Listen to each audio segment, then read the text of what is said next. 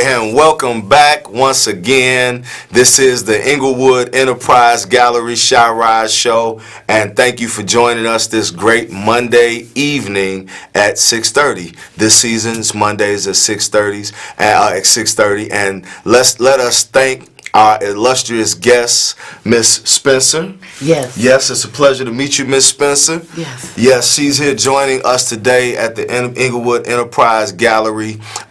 She is, man, you are a piece of history. Yes, I am. Indeed, she has done some monumental things as a black woman in her industry, as a female artist, as an artist in general, and all of the different areas of art that she's involved in. So I look forward to telling you all about that. Once again, we are let me get that, there we go, all right, Englewood Enterprise Gallery, all right, located at our new location on 35th and Racine inside the Bridgeport Art Center. You can always email us at enterprisegallery@gmail.com. That's enterprisegallery@gmail.com. Feel free to reach out to us on email or check out our website at englewoodenterprisegallery.com. That's englewoodenterprisegallery.com. And you can always like us on Facebook and share information and send messages if you're on Facebook, if it's something that you saw that was interesting and you would like to reach out to us. All right, once again, it's great to be back. We've been off a season and we back ready to go. So many great, interesting things have transpired. So many new, interesting people that we have networked with. Artists, different types of people in community development that play their part in one of our goals, uplifting humanity using arts and creativity. The Englewood Enterprise Gallery. Hey, all right. So for those of you who may not know who we are and what we do, I know a picture is worth 1,000 words, so I always like to play a little video showing and highlighting some of the things that we do at the Englewood Enterprise Gallery. So I'm going to pull this up for you right quick so you can see some of the great stuff we did this past summer, working with young people in youth mentorship and art mentorship. We ran a sewing program where we taught them how to sew, as well as make t-shirts, and taught them other business concepts as young people. So check this out. Feel free to call in. This is a live show at this very moment. 312-738-1060. Call in if you have a question or a comment. And check this out and let me know what you think.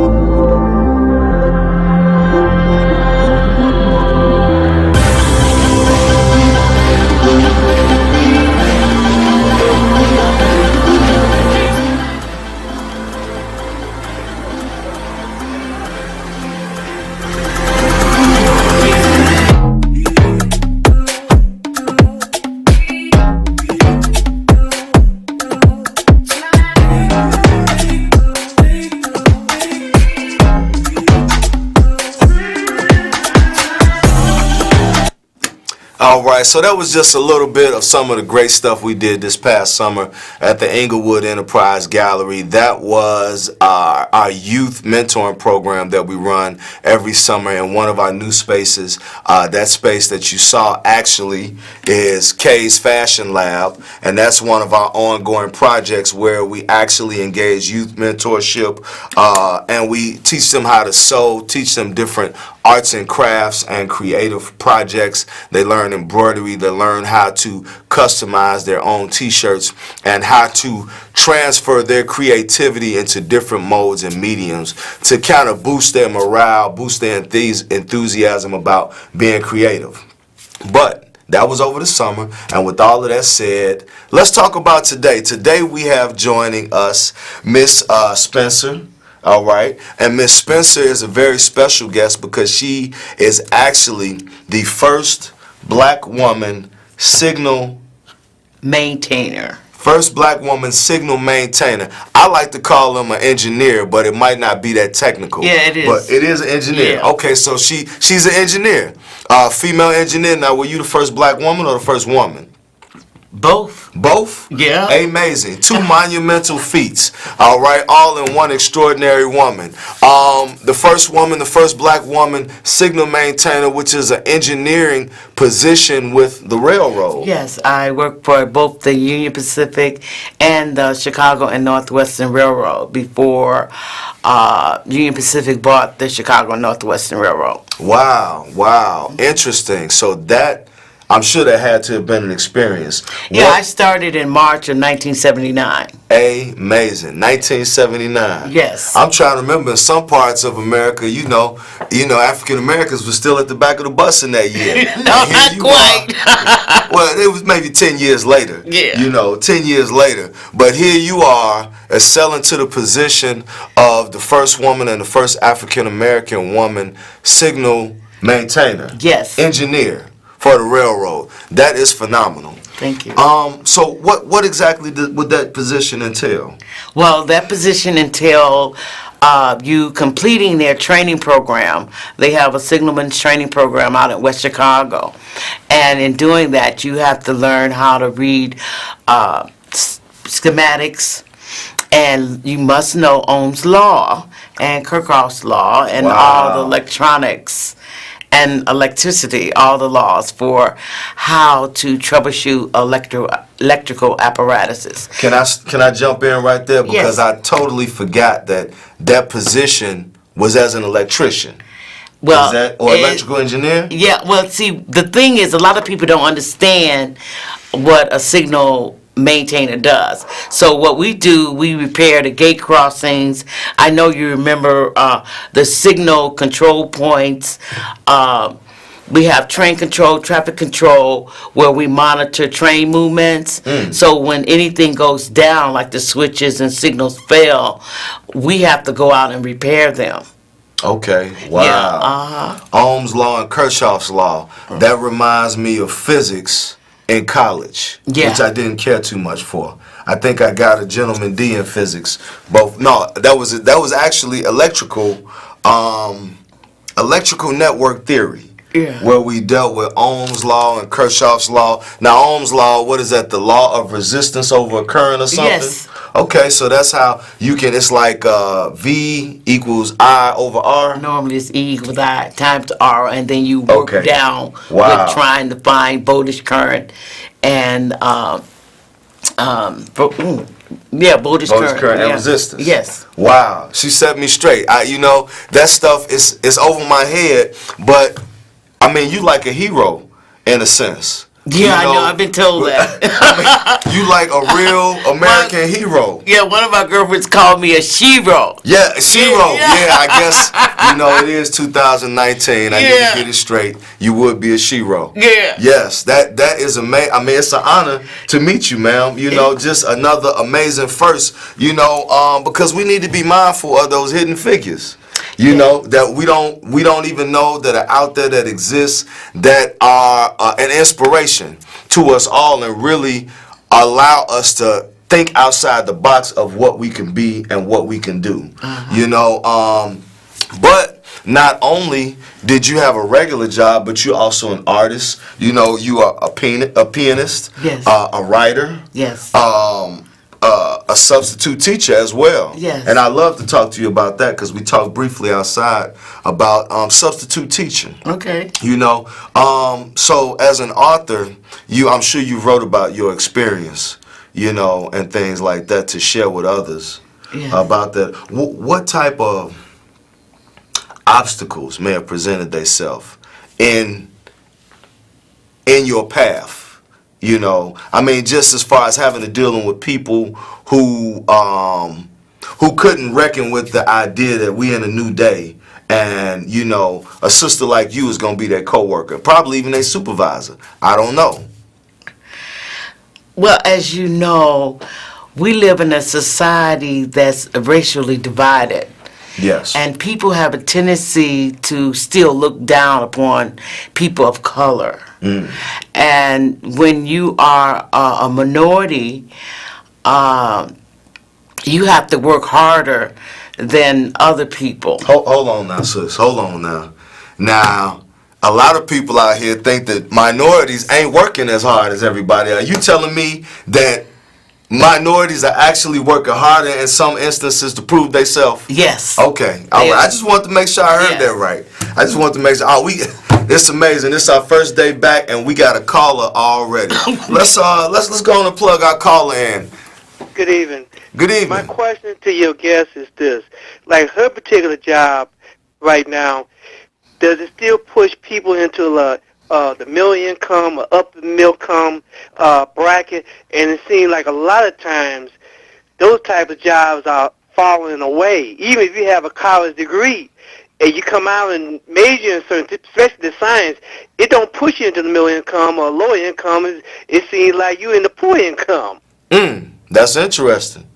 Did you? Can I rephrase your question just to see if she followed it? Would your job today at today's pay grade, somebody receiving that, would they be in an upper or middle or lower income bracket? Well, according to our society, it's only two incomes, and that's rich and poor. Would that make us poor then? I'm not sure. Yeah, well, I feel rich in my mind, but then I go out on the street and it's a whole lot more people that's a lot richer than me. So what's your thoughts on that? well, the thing is that the society that we live in today have a tendency to, everything goes up, the prices of everything, so the middle class and the lower class have to pay everything. Yes. That's interesting that you say that, sis, because I had this idea that, I'm a firm believer that poor people may pay more for most things. They pay more for credit, which usually they can't afford in the first place, but somebody who is of means, or even not of means, somebody who is of good credit, because credit and wealth ain't necessarily the same thing. They're two different things. How much money you got has nothing to do with your credit status. But somebody with good credit may pay 7%, whereas somebody whose credit is not that hot, who may have fallen on hard times, paid a couple bills late, their rate might be like 27%. Even free phones, I've never had one, but I think when the minutes run out, you paying a premium on them free phone minutes. So, everything that look free ain't really free. But that's another interesting statement that the gentleman made, because also, a lot of people that I know that have decent paying jobs, that a lot of people from the community or the hood may think that's a great paying job, but everybody is really still like check to check. We only are 2 months away from being broke in a sense, especially where we are. Everything is higher. The state and the city rank the highest for many products and services that we spend our money on. So you actually have to make more to live in Chicago. I look at some of the single family homes around the city that they're building in all of the neighborhoods, and a lot of these single family homes are starting out at $500,000 or more. So even people that's making $100,000 a year, could they really afford a home that's costing $500,000 or more starting out? So that's an interesting question that the gentleman had. Well, a lot of times people are working 2 and 3 jobs today. Yes. So they don't have a lot of time for their children. Yes. And that is a problem. You're absolutely right. I work 2 or 3 jobs most times. I have a regular job, and then I have a couple, we like to call them side hustles. Other people may call them business enterprises, or entrepreneurship. I'm a firm believer, even though, don't get me wrong, I'm not trying to sell nothing, all right, here on Can TV, but I'm a believer in entrepreneurship. I believe in having more than one iron in the fire, and I learned those skills from some of the smartest people that I've met in my life, that I've met personally, even like yourself. Yes. You had a good paying job, but you obviously diversified because you had so many other skills and talents and passions that you wanted to share with the world. Yes. We appreciate you. Another Shero in this big melting pot that we're living in. Once again, all right, before we forget, just to remind you, anybody just tuning in, We are the Englewood Enterprise Gallery, located at our new location inside of the Bridgeport Arts Center, 5-story artist loft building where you can find us at. Also, you can check out our webpage at EnglewoodEnterpriseGallery.com. That's EnglewoodEnterpriseGallery.com. All right. Now, we talked about you being a substitute teacher. Yes. I find that interesting because I think I asked you about the teachers striking. You know, I don't want to get political, but I just wanted to get an idea of your views on Well, that. I don't cross any picket line. Yes. None. Yes. I honor everyone's rights. Yes, ma'am. Yes, ma'am. Now, do substitute teachers have a union, or do they consider themselves a part of the teachers union, or are you just in solidarity with that? I'm in solidarity with Yes, it. ma'am. Yeah. Yes, ma'am. Okay. I believe that. Now, we were also talking about teachers could use a little bump up in their pay grade. They work hard. And a lot of children come to school with issues from home, maybe? Possibly? You know, I really can't classify that. You can only give a general synopsis of possible flaws. Mm-hmm. Yeah, because there are a lot of good parents and there are a lot of parents that don't do enough work with their children. Yes. Yeah, okay, Yes. so, and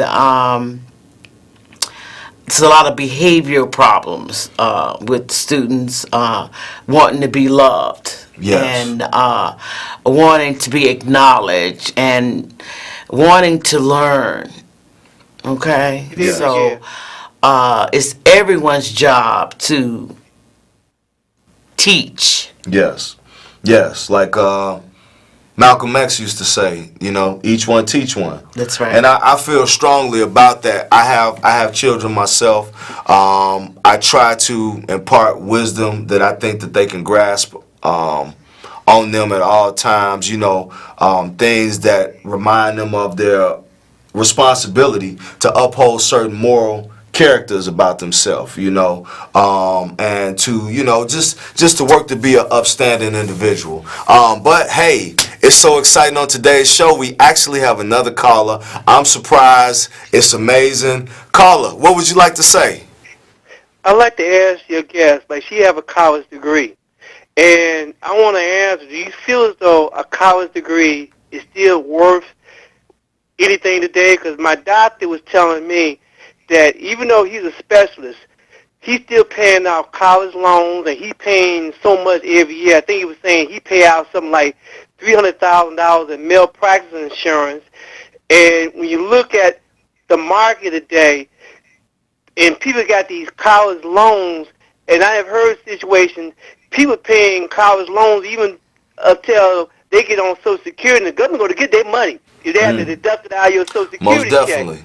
Most And I want definitely. to ask you, do you still feel as though a college degree is still like a key to success? And when I talk to professors, I know from some professors, they got their little side hustles. They do drywall, electrical, and plumbing, just to mention a few. And I Yes. just want to shut up and listen to your guest right now. Wow, that's amazing. You should mention that. I'd like to speak to that after Ms. Spencer addresses that question. What's the question? I'm sorry, I didn't hear. I didn't hear. Do you feel that a college degree is still worth its weight, you know, in today's society for us to be able to sustain ourselves? Yes, I do. Yes. Yes. Yes. Education is important. Yes. Too many of our ancestors died for it. Okay, now the society that we live in, it wants to make people think it's not important, but learning and knowing how to read, it's too many of us that don't know how to do that. Can I add on to what you're saying? Okay. I think that we also blessed to be in a time, you know, because education is critical. Also, education is connected to information, you know, because proper education is about also being properly informed, you know. But we also in the information age, you know, just like human development has gone through the Stone Age, the Gold Age, the Bronze Age. Now we're in the age of information, and our ability to be able to exchange information at high rates really allows us to advance society. It also puts us in a position where we have many non-traditional styles of education. Now me, I am a college graduate, but what I found when I came home from college, I won't say that the work wasn't there. I always had a yearning in me to be to have a non-traditional job. I really wanted to be an entrepreneur my whole life, but then I started working on family and things like that, so I had to get a little bit more serious. But the job that I found, or the career that I found, was not actually directly related to my college degree. It was remotely related. But in order for me to get my foot into the door where I was at, my college degree was the weight to get my foot into that door. And after I got my foot into the door, I got into construction. Then I became a licensed plumber, with the plumbers union, and that allowed me to increase my quality of life. So I actually got 2 educations, not only a college education, but also a plumbing education, where we had to go to school for a certain number of years in order to get licensed and things like that. So I think that we have to consider education in a broad sense. You have different levels of education. You got trade education, you got collegiate education, you got different levels of collegiate education. You got street sense, that's a certain level of education. But then depending on the type of education you receive, there's a ceiling at each level. So sometimes you have to maneuver between the different levels of education in order to get to the next level, just like a video game. So I think that college education is good, but it's also depending on who the person is. Some people could do good with a regular old trade education. Now, to become an electrical signal maintainer, engineer, all right, what type of educational background was required for that?